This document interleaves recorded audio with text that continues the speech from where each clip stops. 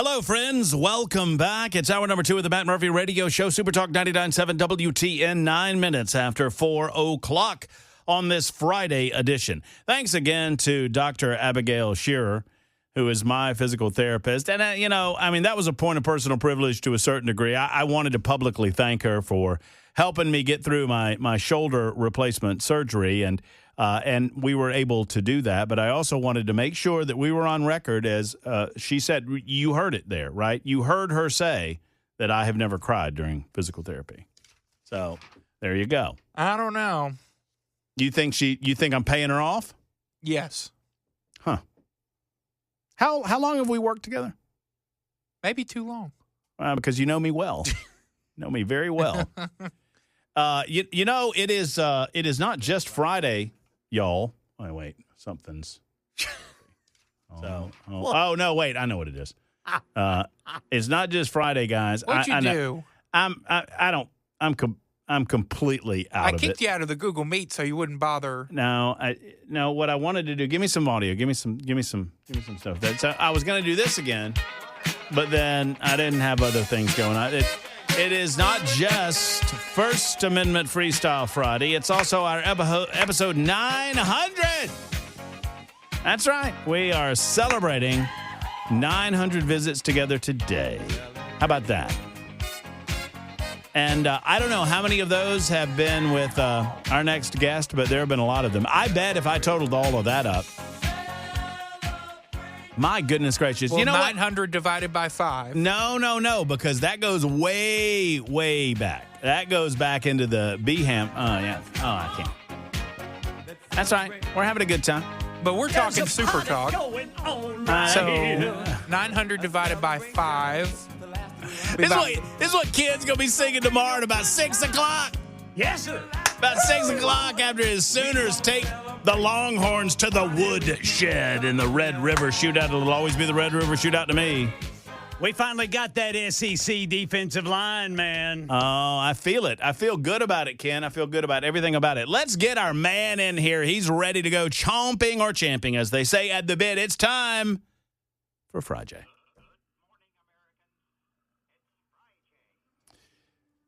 No, what I'm saying, Jackson, is if and I understand what you're saying, is that you take the 900 episodes, you divide it by 5, and that would be the number of episodes that we've had our FriJays together.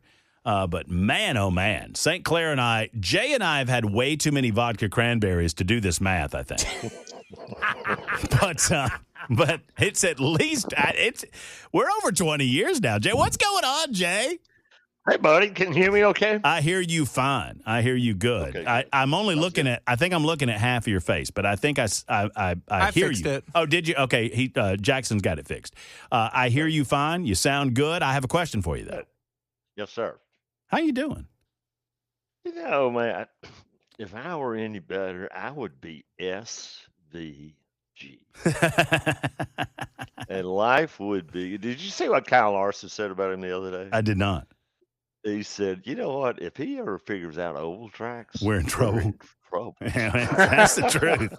And that's Kyle Larson. Yeah, that's spoken by probably the best race car driver on the circuit today, right? I mean, that. Yeah, right. Oh, that's great. That's great. Yeah. No, and you know what? They don't, Jay, I've asked you this question before, and they won't go there, but it's heel toe, isn't it? Well, it's here's the thing that's just remarkable to me, and I know not everybody's a race car fan. You're just going to have to put up with it. That's right. But the way they do it in cup racing now, Matt, they all have each other's data. I mean, every bit of it. Mm-hmm. How much throttle he's got, how much brake he's got, when he's putting on the brake, when he's coming off the brake, when he shifts gears. They have every bit of it. Mm-hmm. Man. They can lay their laps on top of each other. And then they say, well, we can't do what he's doing. We just can't do it. And I think the closest I've had anybody really explain it, he's just really expert at saving his tires. And so if you notice at the beginning of runs, he doesn't really get away. Mm-hmm. But once the tires start to wear out, Mm-hmm. he just doesn't wear his tires out as quickly as other racers. Well, How he does that, we don't know. I thought heel toe braking is a big part of it. Well, and when they say when they say on the broadcast, and I thought about you when I was watching the Roval, because I wanted to ask you this question. When they say he just outbreaks them, he outbreaks them in the break-in zones. Right. And I feel no. What they said was that made me think of you. They said that he can brake and accelerate at the same time. That's right. That's exactly right. And that's heel toe, right? Well, yeah, that's right. That's part of it. It's also, it's very few race car drivers can do that. I read somebody was talking about watching Juan Pablo Montoya on some Formula One race, watch him go through a corner a certain way, and they said, "Well, he's a second faster than everybody else. I don't have any idea what he's doing." And then it turns out that he's on the brakes and the gas at the same time.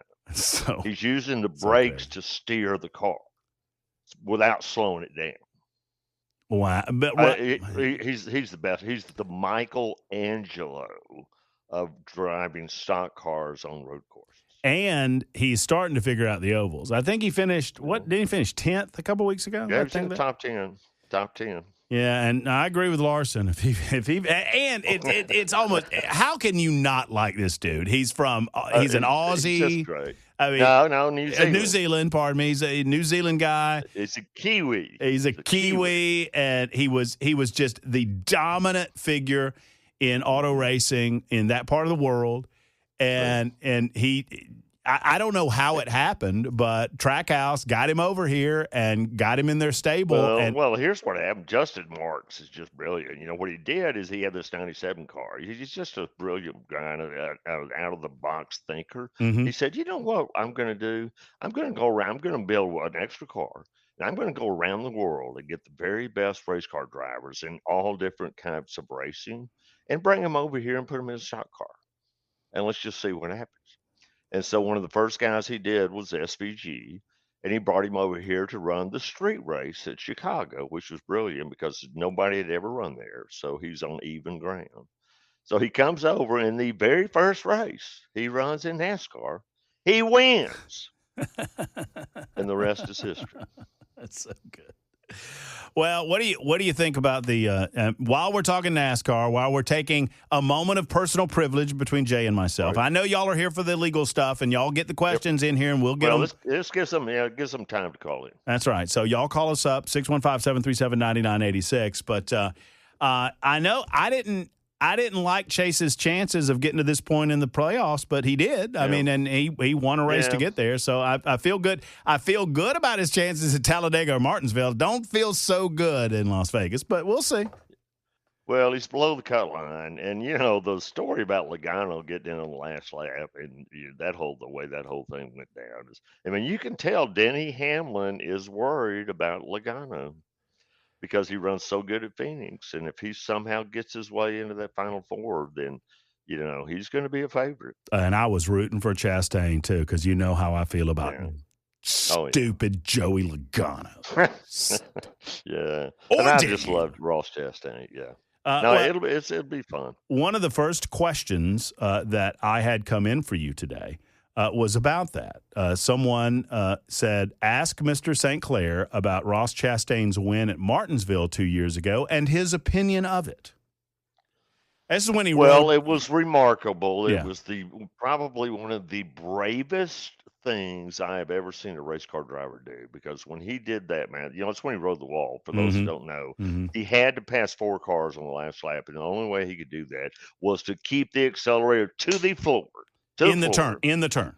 Going into a hairpin turn and right up against the wall like a video game.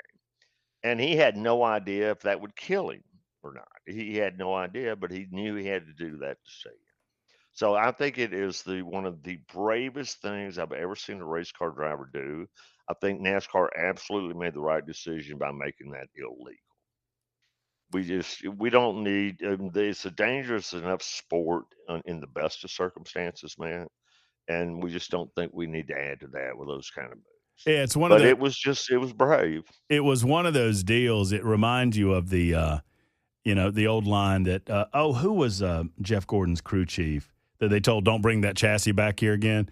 Right. It was Evernham that he had brought a particular car and I forget the track, and Jeff Gordon won, and they examined the winners. Smoked the field. I mean, just beat them to death, and they brought Evernham in and said, "We're not saying you did anything wrong, but we're telling you, don't bring that chassis back here." we don't want to see that car again. Right, and so right, and so they did the same thing to Chastain. Right, Chastain, congratulations, boy, that was incredible. We're on every TikTok video imaginable. We're getting great publicity. Nobody's doing that ever again. Yeah, that's now illegal. Anybody? No one else will ever. He's the only person in the history of the world who, I guess, he didn't win the race, but he's the only person that will ever successfully pull off that move and pass 4 cars on the last lap. Well, let's get some questions in here for Jay St. Clair, or questions on the Super Text line, and we will line them up and get to them in just a moment. It's your opportunity to ask the finest legal mind that I've ever met in my life a legal question at no cost to you. How about that? What's this legal advice worth, by the way, Jay? Free legal advice is worth exactly, Ken, what you pay for it. Oh. And that puts a value on this stuff. It's 20 after the hour. Super Talk 99.7 WTN. We continue with our guy, Jay St. Clair. He is our legal man. He's a good Tennessee man, my best friend and gambling buddy. Go Vols. And, some would say. And you just did. 25 after the hour, Super Talk 99.7 WTN. I'll get to your calls momentarily.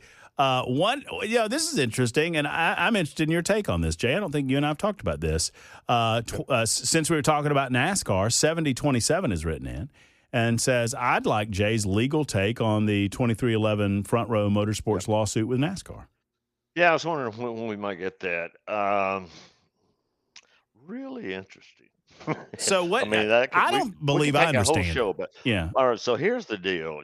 They have this thing called the charter system, and they initially gave the team. I think they gave out like 35 charters. These people, I don't think they had to buy them initially.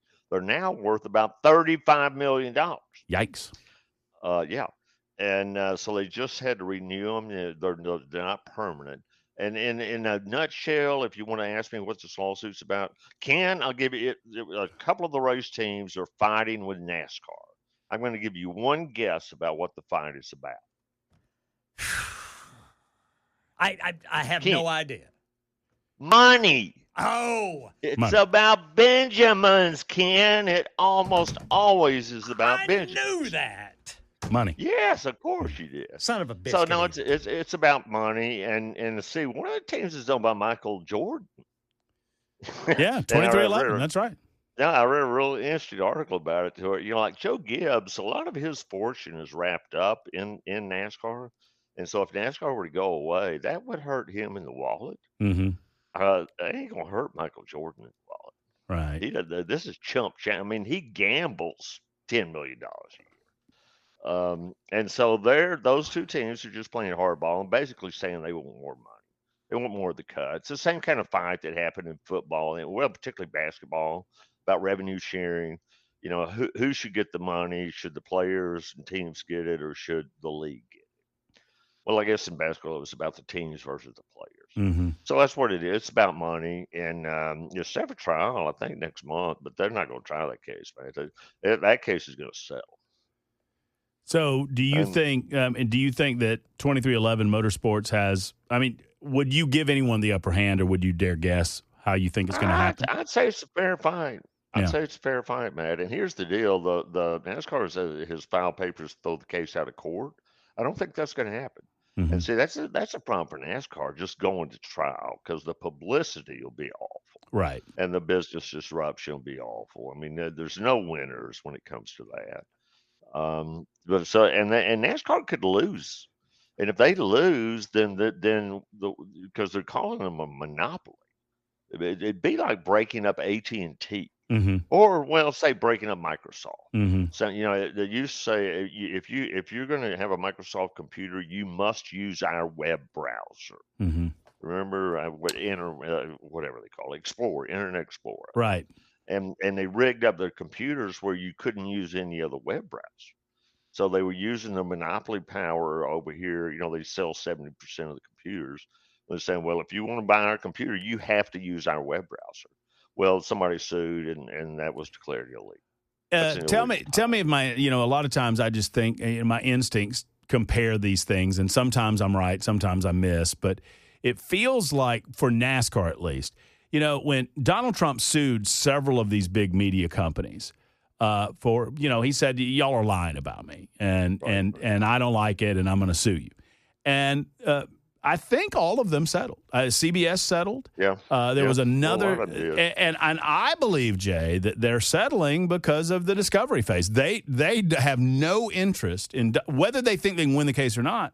They don't have any interest in Donald Trump's lawyers getting their hands on internal communications that they have. Yeah, that's right. No, I think that's probably a big part of it here, Matt. I don't think that's the main driving force behind NASCAR. I mean, their whole business model is at risk in this lawsuit. Oh, wow. And particularly, a lot of people may not understand this, but the NASCAR is privately owned, right? The France family. Well, they also own a bunch of the racetracks.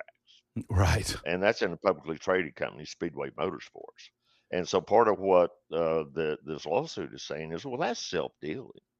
I mean, the France family's giving all the races to their own company. Mm-hmm.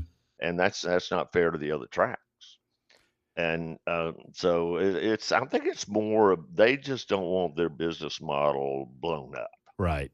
And that's what this lawsuit's trying And if to do. you feel like if we get to the point where they think that might happen, that's when they'll come off their wallets. That's right. And so, and I think we're there. Okay. I think because I don't think this judge is going to throw the case out of court. And when you go to trial, you don't know what's going to happen. Well, that's right. All right. We'll get your legal questions coming up. Bart, you'll be first. 615-737-9986. One final NASCAR-related question. Ask Jay. Nelson has written. Ask Jay how many times he's seen Days of Thunder.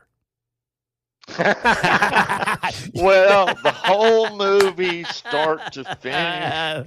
Probably once. The whole movie start to finish, maybe 5 times.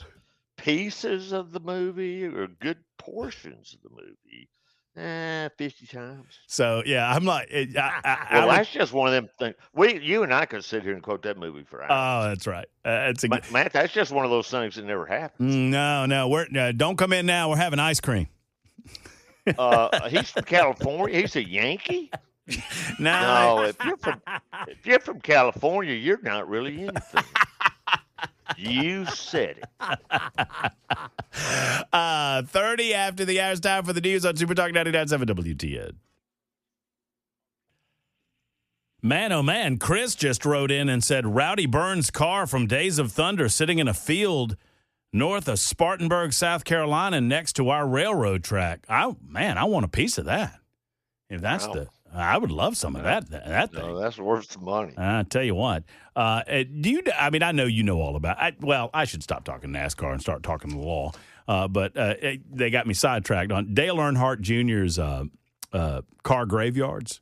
He has a collection of old cars that is just incredible. I love it. I love it. All right, Bart, you are first up with Jay St. Clair. You're on the line with our legal man. What's up, Bart? All right, Matt and Jay, thanks. Thanks for the call. Can't talk about NASCAR. Love it. Enjoy it. But I wanted to ask you a question. First, Matt, you don't sound anything like over the phone like you do on the radio, so the radio voice is so much better than over the phone, but whatever. Second, number two, the question I have is for Jay. The Consumer Protection Act says if you go into a store like a big box retailer, Home Depot, didn't mean to mention names, but anywhere, you go somewhere and you say, hey, I'm sorry, that was marked $8, and they said, yeah, but it's $9. They're supposed to give it to you at $8, right? Because they had it marked at $8. That's kind of the protection of their responsibility. Is that correct? I think that's right, Bart. I hadn't looked. Tennessee, I know, has a law. I think that's right. I'm not 100% sure, but I think they have to sell it for what they have it marked for. Exactly. And I've gone to stores. Now, I got a point here. I've gone to several stores. I like to drink a little beer here and there. I don't know if you can tell. I like to drink a little beer, and when I go to a beer store, same thing. If I see it's $11.49, it rings up at $11.99. I say, hey, that was $11.49. They say, okay, $11.99, $11.49, we'll give it to you. Over the last 6 months, I've gone to 2 or 3 places, and we can't do that. That's the distributor sets the prices. They just, I said, well, yeah, but you ain't got it marked right. So what's going on here? So I look at the Tennessee Code annotated, and it says, Protection Act says it's got to be priced at, you got to be sold at the price it's marked. If not, they got to give it to you for free, or you can file a claim against them. Nobody wants to do that crap, right? So anyway, I just wanted to see if you knew anything about that, because to me, beer should be like any other product. It shouldn't be based on the distributor or the seller to determine, hey, we set the price wrong. Sorry about that. Buy it anyway. Yep. No, Bart, you're exactly right. I mean, there's no exception for beer, and there's just poor business on their behalf. My suggestion is I'd go buy my beer someplace else. Mm. Well, yeah, you're right, and I have at times, but I hate somebody to stick it to me and tell me I'm the liar, that I don't understand the law that says you're supposed to sell it at this price. You market, you sell it. How easy? Bart, you're exactly right, Bart. The next time that happens, here's what I want you to do: the person that's telling you that, you look them right in the eye and say, "Where'd you get your law degree? Walmart's." Let's see what they say about that. There you go. Hey, Bart, my question is, how hard is it to get those little stickers off there so you can change them to the other beer? Hey, I've never done that, but maybe I need to, right? I'm just kidding. I'm just joking. I'm just joking with you. And Bart, y'all have a great Friday. Yeah. Before you go, Bart, when have we talked on the phone? I've talked to Phil Valentine many, many times. You and I have never talked. I love you, though. No. Replacement. I mean, but you said you said my voice sounded a lot different on the phone than it did on the radio. Well, this is probably the first time I've heard you on the phone, listening and waiting to talk to you. Oh, I see. So it's just different. Yeah, you're more bassy. You're more bassy on the radio than you are on. You're more trebly and a little bit whiny. Sorry, but a little bit whiny on the phone. You sound more polished on the radio. Okay, just going to tell you. Hey, Bart, that's that black box I got. He wears elevator shoes too. So all that is AI. That's all enhanced. That's right. That's right. You should hear me. You should hear me on the golf course, Bart. It gets even. I get get a hell of a lot whinier on the golf course than. He uses a different vocabulary there. I'll tell you that. Jay and I were texting this morning, and we were talking about golf. I was telling him how badly I wanted to get back after it, and you were telling me that you were playing pretty good right now, and I was like, man. I wish I could get back out there. And then you said something about somebody you were playing with that got mad, and I used to get mad. I used to get mad. I used to get mad. And then you know what? And Jay, I feel like, and you tell me if this was your perception, I let it go. There was a point in my golf that I let it go. Well, it wasn't overnight. It was a gradual process. But yeah, you finally got at peace with it. I think it's when we reach a point where we just realize, I'm just not a golfer. That's right. I'm never going to be very good at it, and I don't need to spoil the day. You don't want to be that guy that runs around a golf because you're a jerk. Well, I'm not saying you were ever a jerk. Well, I was a jerk. You were working on it. I was working on it. You were working on it. Well, I told someone the other day, Jay, and and you and I have talked a little about this, but I've learned in my radio career that people rarely talk to me about moments on the radio and tell me what I said, but they oftentimes will relate to me how it made them feel. And for a long time, I didn't understand that, and I'm trying my best to understand that a little bit better. That leave people with some optimism at the end of the day. Let's talk to. You want me to go to Mike? Yes. All right, Mike has a question for someone or another. Hello, Mike. A question for you, Matt. Yes, sir. How's your shoulder? It's good, Mike. Thank you. It's getting better every day. Yeah, I listened to your doctor therapist. In the previous segment, and all the pain, screaming that you all were talking about, laughing about, and when you go to the therapy session, it hurts. I had the same thing that I think you and I talked about back in the early spring, early summer. I went through stem cell therapy, and I really wanted to talk to your doctor if she believes in that or not, because my pain has gone from a 9 down to about a 1. Nice. And no surgery. Nice. So are you now thinking about a second time? Because you're what, 52? 52, yes, sir. And I'm 72. My shoulder guy, back guy, whatever, said, if you go through these complete replacements, They are not guaranteed. And what I'm telling you, Matt, is that you did get one, and now you're going through a very painful procedure of a physical therapy that's going to last a long time, and nobody is saying that it's guaranteed for life. You're going to probably have to do it again in 15 or 20 years. And what I really wanted to ask you, and unfortunately I did not get the opportunity, was that there are now future therapies that can fix problems in the future so that you don't have to go through at 72 another shoulder replacement. And it's called stem cell. And it comes from umbilical cord, healthy babies that are born healthy, and they move on their life. They just take the leftover of the stem cells. I'm a fan of stem cells therapy that doesn't destroy embryos. Mike, I'll comment on this. I don't want to waste our man Jay St. Clair's time. I appreciate your call. I'm going to blame you on that one. That wasn't the Jackson. question he told me. It was much funnier. Well, I mean, the question he told me is how much is the American taxpayer paying for your shoulder? And that was much funnier. Yeah, I was expecting something funny, and then he went off script. Well, Mike, I'll say this: I wouldn't worry if you're worried about Matt at age 72. His shoulder is not his big problem. His shoulder, and he knows exactly what I'm talking about. Well, Jay's heard he doesn't need to be worrying about his shoulder. He needs to be worrying about his liver. I've told Jay this many times, and I've said this on the radio, that I live a life confident and comfortable in the belief that by the time I reach the age of 65, they'll figure out a way to make me a liver. And I feel the same way about heart-lung transplants. Yeah, and if they don't, then, I lived a pretty good life. Run. That's right. Josh, you are next on FriJay. What's up, Josh? Hey, can you hear me all right? Yes, sir. All right. Question for Jay. I've been going through a pretty extended, drawn-out, fairly nasty divorce. It's gone on for 4 years.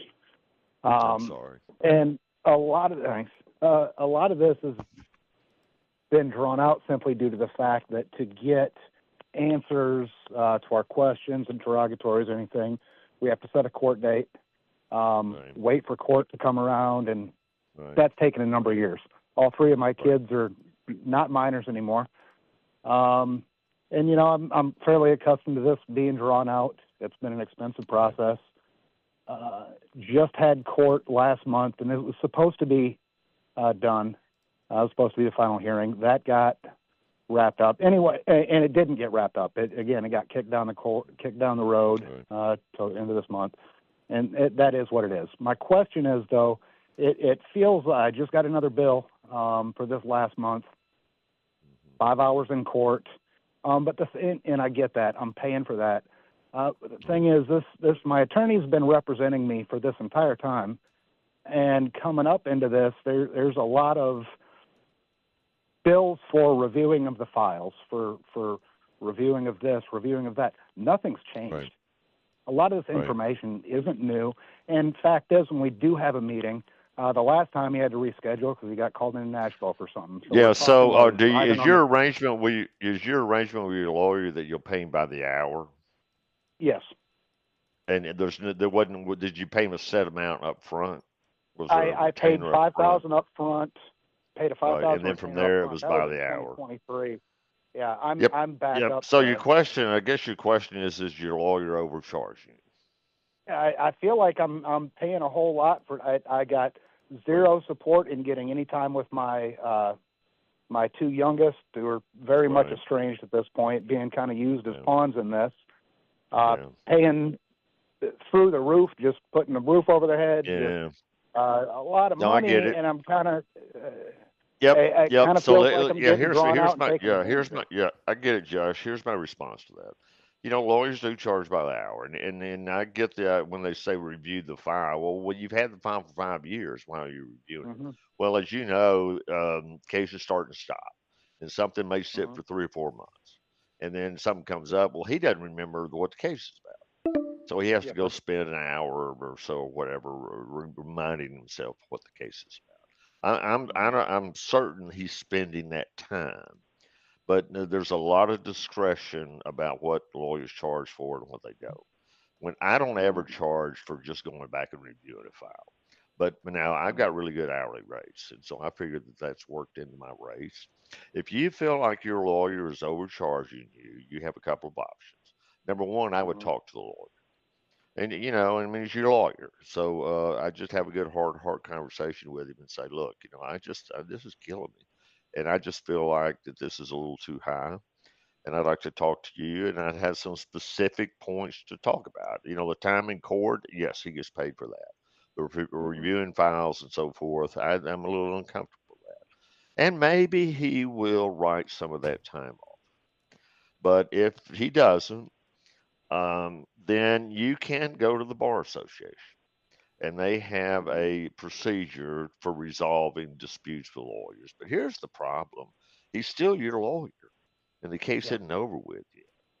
And you don't want to change lawyers at this point in the game. The best solution is just have a good, frank, open conversation with the lawyer and say that, look, I appreciate what you've done, and I know you put a lot of time in it, but some of this to me just seems a little bit excessive, and so I just want to see if maybe we can make an adjustment to the bill. Now be prepared for this, Josh, because I early on in my career made a decision that I will never ever get in a dispute with a client about fees, and so I tell my client I have a money back guarantee. If you don't think that that the services you got are worth what you paid me, don't pay me. And I've had, let's say, I don't know, a half dozen times, well, maybe a dozen, where a client has said, "Hey, I think this bill's too high."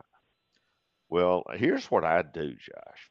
It's been very effective. I say, listen, I tell them that I have a money back guarantee. I don't want anybody to be upset by what I charge.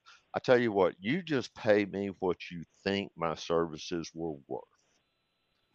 You decide what it's, and That's every time, man, every time they've paid 100 cents on the dollar. Wow.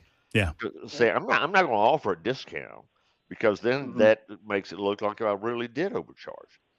Right. I guess right. I've had that makes sense. That makes real good sense. But yeah, so the way I handle those, Josh, is I just say, look, I don't want to be get anything money. I don't want money to come between us. You pay me what you think I'm worth. So that's what you got to do. You just got to talk to the lawyer about it, Josh. Good luck, buddy. I wish we had more time, but we got to leave it there. I wish you the best of luck. I know that's got to be tough going through that. Jay, I want you to have a great weekend, my friend. I do. Thank you, my friend. I want you. Beautiful. Hey, I'm looking forward to hearing about that 79 tomorrow. Okay. Well, we'll see. I'm getting close. I'm getting better. All right. I love it. I love it. I'll see you soon, brother. Take care. See you, buddy. All right. 55 after the hour. Super Talk 99.7 WTN.